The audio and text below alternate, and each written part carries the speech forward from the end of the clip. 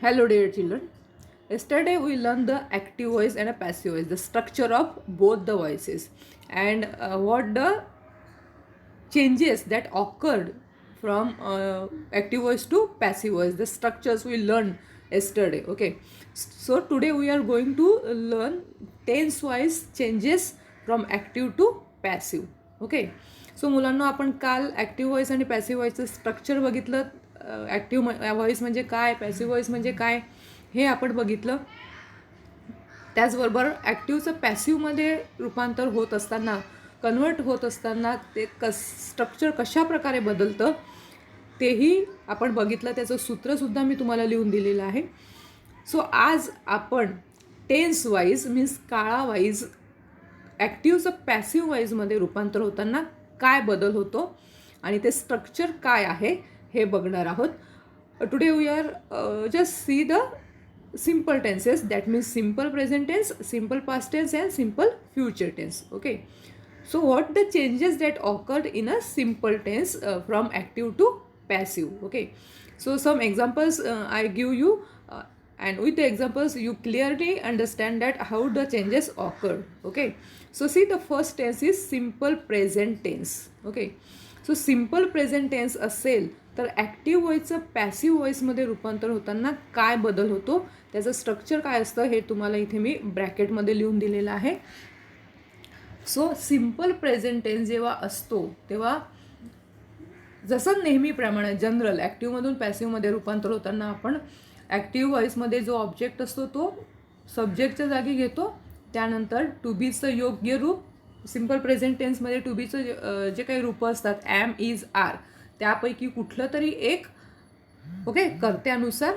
त्यानंतर P P म्हणजे ज्याला आपण V3 असं म्हणतो, म्हणजे क्रियापदाचं तिसरं रूप. त्यानंतर बाय हे प्रिपोजिशन वापरायचं आहे. अँड देन सब्जेक्ट, ॲक्टिव्ह व्हॉईसमधला जो सब्जेक्ट आहे तो शेवटी लिहायचा आहे. सी एक्झाम्पलवरून तुमच्या ते लक्षात येणार आहे. 1 minute. Yes, line. Okay, see the example here. The first example, the maid wipes the table. The maid wipes the table. कुठला काळ आहे हा, कशावरून ओळखताना आपण वाइप्स हे वर्ब आहे. ओके, त्याला काय लागलेलं आहे, एस लागलंय. सिम्पल प्रेझेंट टेन्समध्ये जो कर्ता असतो त्यापुढे जे काही क्रियापद आहे त्या क्रियापदाला एस किंवा ES प्रत्यय लागतो हे आपण बघितलं. केव्हा, जेव्हा कर्ता हा सिंग्युलर असेल तेव्हा. सो द मेड, मेड म्हणजे मोलकरी. द मेड वाइप्स, वाइप्स म्हणजे पुसणे. The table, so the made, this is a subject, wipes is a verb and the table is a object. So आपण बघितलं की सब्जेक्ट, त्यानंतर वर्ब कसं ओळखायचं, ऑब्जेक्ट कसं ओळखायचं हे तुम्ही आधीच्या लेक्चरमध्ये मी तुम्हाला सांगितलेलं आहेच. सो त्याबद्दल आपण पुन्हा बोलणार नाही. आपण आता इथे फक्त स्ट्रक्चरबद्दल बोलणार आहोत. सो हे जे काही वर्ब आहे हे ऑब्जेक्ट आहे. ते जेव्हा पॅसिव्ह व्हॉईसमध्ये येणार तेव्हा हे ऑब्जेक्ट सब्जेक्टच्या जागी येणार. The table. Okay, the table. त्यानंतर काय घ्यायचं आहे, टू बीचं योग्य रूप. एम, इज, आर पैकी कुठलं टू बीचं रूप घेणार आपण, तर जे काही ऑब्जेक्ट सब्जेक्टच्या जागी आलेलं आहे त्याला अनुसरून आपण योग्य ते टू बीचं रूप घेणार आहोत. द टेबल हे सिंग्युलर आहे म्हणून आपण इज हे टू बीचं रूप घेतलं. त्यानंतर वाइप्स हे जे काही क्रियापद आहे त्याचं V3, wiped by the made. हा जो काही सब्जेक्ट आहे हा इकडे येताना ऑब्जेक्टच्या जागी येणार आहे. सो सेम इथे जसं आपण केलेलं आहे, आधी ऑब्जेक्ट घ्यायचा, त्यानंतर योग्य टू बीचं रूप वापरायचं, त्यानंतर क्रियापदाचं V3 वापरायचं, then by and then subject.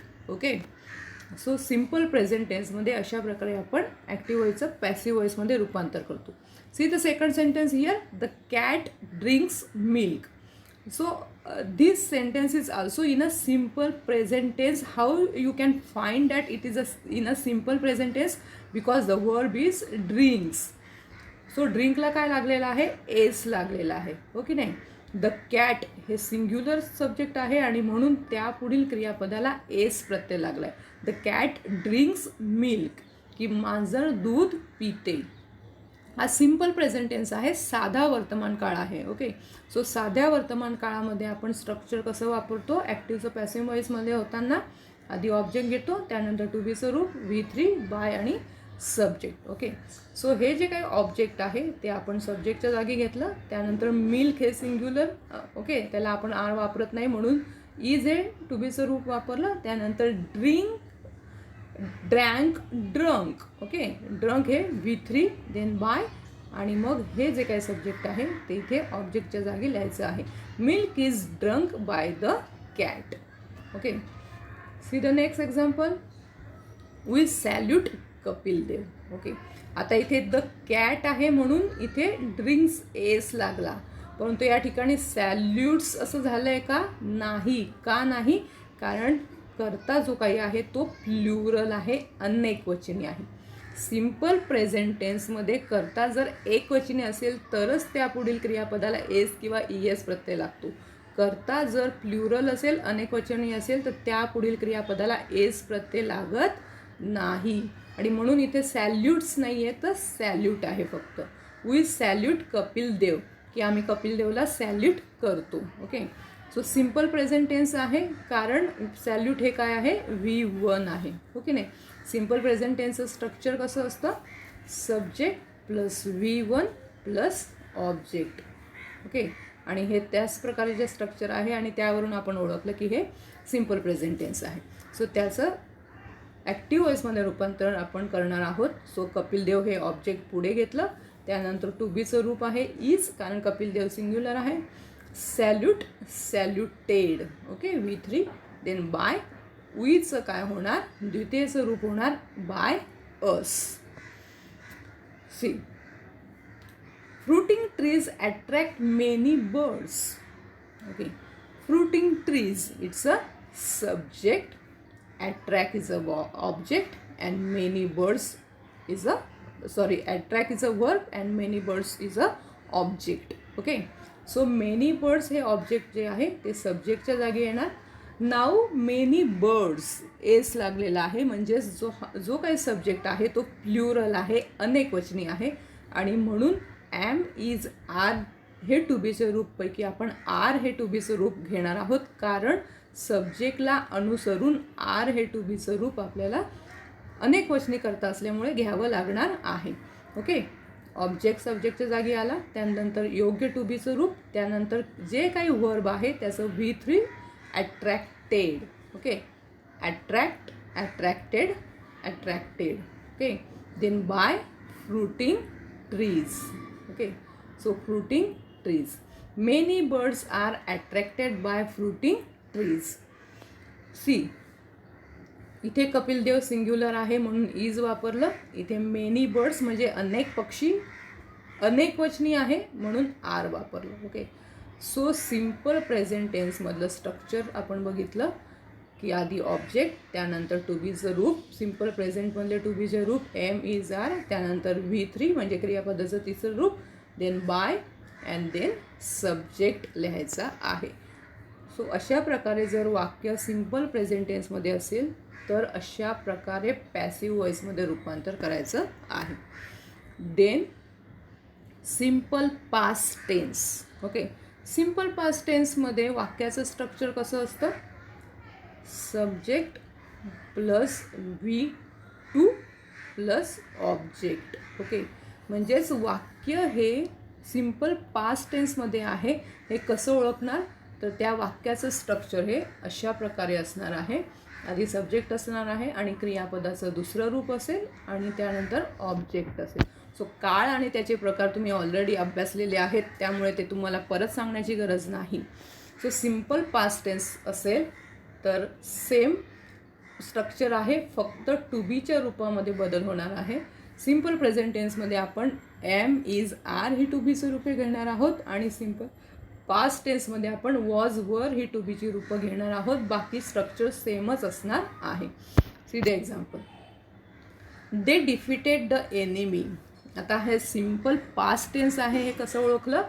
So defeated ED लागला आहे, म्हणजेच हे V2 आहे, म्हणजे क्रियापदाचं दुसरं रूप आहे. Defeat, defeated. ओके, डिफीट म्हणजे हरवणे, डिफिटेड म्हणजे हरवलं. दे डिफिटेड द एनिमी म्हणजे त्यांनी शत्रूला हरवलं. ओके, सो यामध्ये दे हा सब्जेक्ट आहे, डिफिटेड हा वर्ब आहे अँड द एनिमी हा ऑब्जेक्ट आहे. ओके, सो हा ऑब्जेक्ट इथे घेणार आहोत आपण. जसं इथे म्हटलेलं आहे ऑब्जेक्ट घ्यायचं, म्हणून हा द एनिमी हा ऑब्जेक्ट पुढे घेतला. त्यानंतर टू बीचं योग्य रूप द एनिमी सिंग्युलर आहे म्हणून वॉज घेतलं. एनिमीज असतं तर आपण काय केलं असतं, वर घेतलं असतं, परंतु एनिमी हे सिंगल आहे, शत्रू. ओके, सो वॉज घेतलं. डिफिटेड V3 डिफिटेडच होतं. बाय देचं आपण काय केलं, द्वितीय स्वरूप केलं देम. ओके, आणि म्हणून पॅसिव्ह व्हॉइसमध्ये वाक्य झालं the enemy was defeated by them. Okay, see the second sentence here. She never neglected the poor.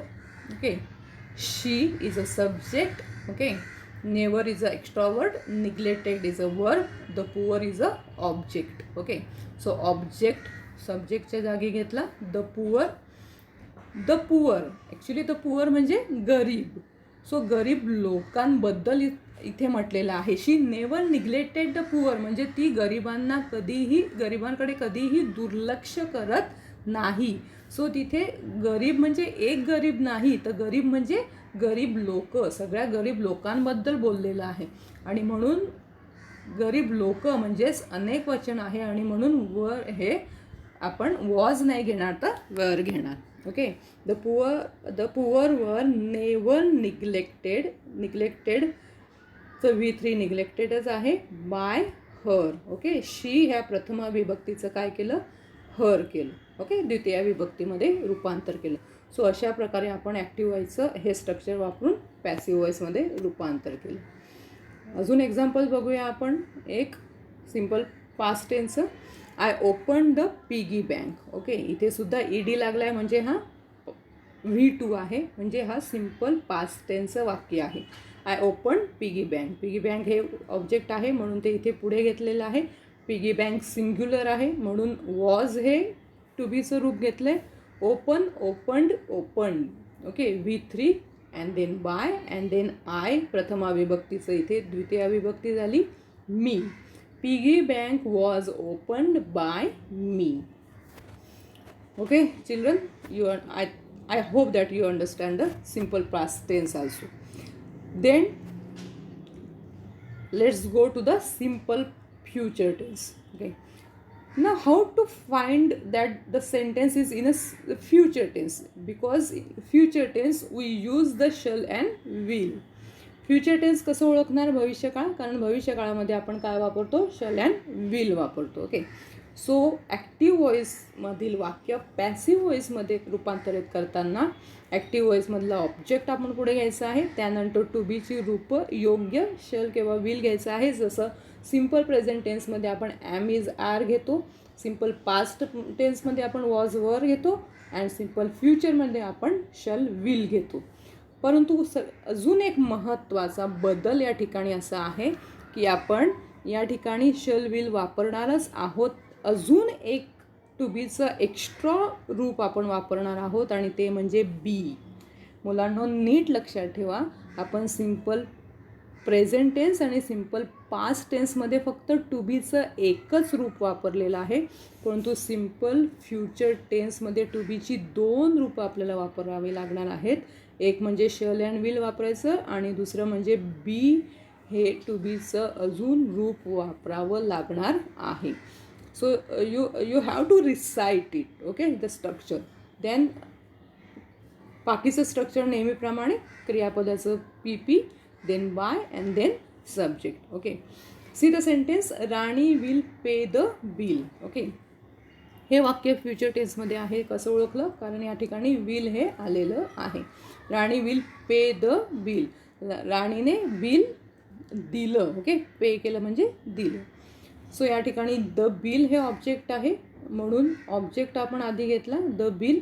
त्यानंतर टू बीचं योग्य रूप जे काय आहे, जनरली आय आणि उईसाठी आपण शल वापरतो, बाकीच्या सगळ्या कर्त्यांसाठी आपण विलच वापरतो. ओके, द बिल, विल, त्यानंतर हे जे काही बी आपण या ठिकाणी वापरतो आहोत ते आपण बी इथे लिहिलं. पे, पेड, पेड. पेड हे V3 आहे. देन बाय, राणी हे नाऊन आहे त्यामुळे ते जसंच तसं इथे राहणार आहे. The bill will be paid by Rani. Okay. The next example, the king will not hang me. Okay. Now will means simple future tense आहे. The king is a subject. Okay. Will, this is a to be form. Okay. Hang is a verb and me is a object. Okay. So या ठिकाणी हा जो काही मी हा object आहे तो इथे द्वितीय विभक्तीमध्ये आहे. हा ऑब्जेक्ट तो जेव्हा इथे सब्जेक्टच्या जागी येणार तेव्हा तो प्रथमा विभक्तीमध्ये आपल्याला करावा लागणार आहे. सो मीच आपण इथे करणार आहोत आय. ओके. सो ऑब्जेक्ट आधी घेतला, त्यानंतर योग्य टू बीचं रूप विल घेतलं, फ्युचर टेन्स आहे म्हणून. त्यानंतर हा नॉट आपल्याला वापरायचा आहे. वाक्यामध्ये नॉट असेल तर तो आपण तिथे वापरणार आहोत. त्यानंतर बी हे एक्स्ट्रा टू बीचं रूप आपल्याला वापरायचं आहे. Then hang, हँग्ड, हँग्ड, V3. Then bye, हा जो सब्जेक्ट आहे तो ऑब्जेक्टच्या जागी येणार आहे. I will not B हँग्ड by the king. Okay. C next, he will sing songs. He is a subject, will is a to be form, Singh is a verb, songs is a object. Object first घेणार. Songs, will, B, Singh, sang, sung. This is a V3. Then by preposition आणि ही ह्या प्रथम विभक्तीला इकडे आपण द्वितीय विभक्तीमध्ये रूपांतरित करणार आहोत. So songs will be sung by him. Simple future टेन्समध्ये टू बीची रूपं आपण शल आणि विल वापरतो म्हणून या ठिकाणी विल घेतलेला आहे. C the next example, I will not trouble you any more. Okay. I is a subject, will is a verb, trouble is a verb, okay, and you is a object, and any more are the other words. So object हे you आहे. यूचं इथे सुद्धा जे काही प्रथम विभक्ती आणि द्वितीय विभक्ती यूची यूज राहते. ओके. सो यू ही जी काही ऑब्जेक्ट आहे ते इथे घेताना यूज राहणार आहे. Then to be form will घेतला आहे. नॉट आहे वाक्यामध्ये, तो नॉट आपण इथे घ्यायचा आहे. बी हे एक्स्ट्रा टू बीचं रूप आपण वापरतो, आपण बघितलं. देन ट्रबलचं V3, ट्रबल्ड. अदर वर्ड्स त्याला पुढे जॉईन करायचे आहेत. आणि बाय आयचं इथे होणार आहे मी. ओके. प्रथमा विभक्तीचं द्वितीय विभक्तीमध्ये.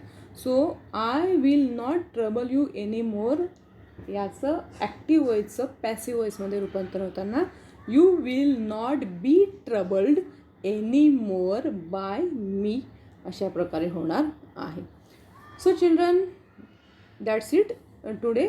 सिम्पल प्रेझेंट टेन्स काय बदल झाला त्या ठिकाणी, एम इज आर टू बीची रूपं वापरली. फक्त टू बीच्या रूपांमध्ये बदल होणार आहे. सिम्पल प्रेझेंटमध्ये टू बीची रूपं आपण एम इज आर घेणार आहोत. देन सिम्पल पास्ट टेन्समध्ये टू बीची रूपं आपण वॉज वर घेणार आहोत. अँड देन सिम्पल फ्युचर टेन्समध्ये आपण टू बीची शल अँड विल हे रूपं घेणार आहोत आणि पुन्हा एक्स्ट्रा बी हे रूप घेणार आहोत. सो आज आपण फक्त सिम्पल टेन्सेस बघितले आणि त्यांचं स्ट्रक्चर बघितलं. खूप सोपं आहे. ओके. एकदा का ॲक्टिव्ह वॉईसचं पॅसिव्ह वॉईसमध्ये कन्व्हर्शन करताना काय बदल होतो, कसं स्ट्रक्चर होतं हे जर तुम्ही पाठ केलं तर हे कन्व्हर्ट करायला तुम्हाला अजिबात कठीण जाणार नाही. फक्त टू बीच्या रूपांमध्ये कुठले कुठले बदल होतात, कुठले कुठले टू बीची रूपं वापरायची आहे हे जर लक्षात ठेवलं तर it's so easy to convert from active to passive. Okay. So children, I hope that you understand all the simple tenses and their structures. Tomorrow we will see the continuous tenses and the perfect tenses and their structure. What the changes that occur in a structures tense wise. Okay, from active to passive. So that's it. You have to observe all the sentences once again. If you have any queries, you ask me on the group, you ask me personally. Okay, so see the video again and again. Okay, if you have a query, if you have a doubt. Okay, so simple tenses आधी अभ्यासा, then उद्या आपण पुढचे tenses घेणार आहोत. Okay, so continue your study. We will meet tomorrow once again. Still then, good bye.